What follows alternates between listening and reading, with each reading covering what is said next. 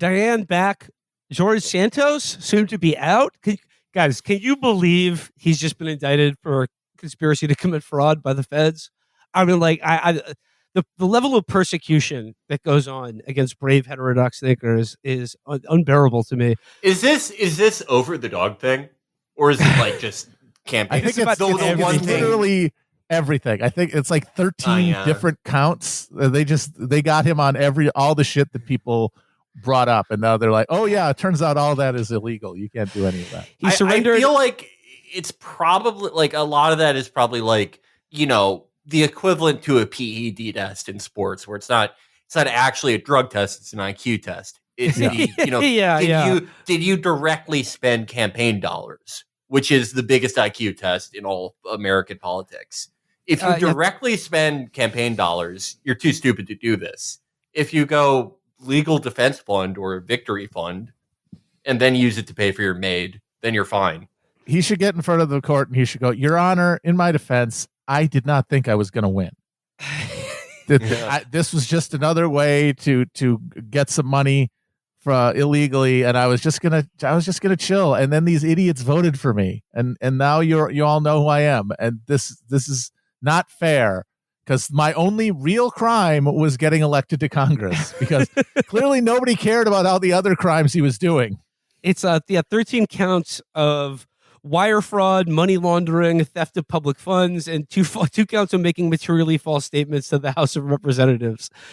And if you read the accounts of these indictments, it's basically, Matt, like, you're exactly right. It basically seems like him running for Congress was just a get rich quick scheme. Like that's all it was, and it worked in so much as he got all the money he was after, but it was a huge failure because he actually won. Yeah, that was not in the plan. It says here, in the first alleged scheme, prosecutors said he defrauded prospective political supporters in December by enlisting a Queens-based political consultant, described in the court documents as Person 1, to communicate with possible donors on Santos's behalf. Santos allegedly directed Person 1 to falsely tell donors that, among other things, their money would be used to help elect Santos to the House, including by purchasing television advertisements. Two unnamed contributors then each transferred $25,000 to a bank account Santos controlled, prosecutors said. Santos allegedly used much of the money for personal expenses, including buying designer clothing, paying down debt, and making a car payment. So he was just like living month to month, check to check off campaign donations that are I hate to see him go down this way. I really hate this. If he had just said legal defense fund or something, he would have been fine. I am curious. Does any of the indictment get to how, like, 1 year he was making, like, $3,000 per year, and the next year he had like $7 million? Let me look at. Says here, in the third alleged scheme, Santos misled the House and public about his financial situation during his two congressional campaigns, the Justice Department said.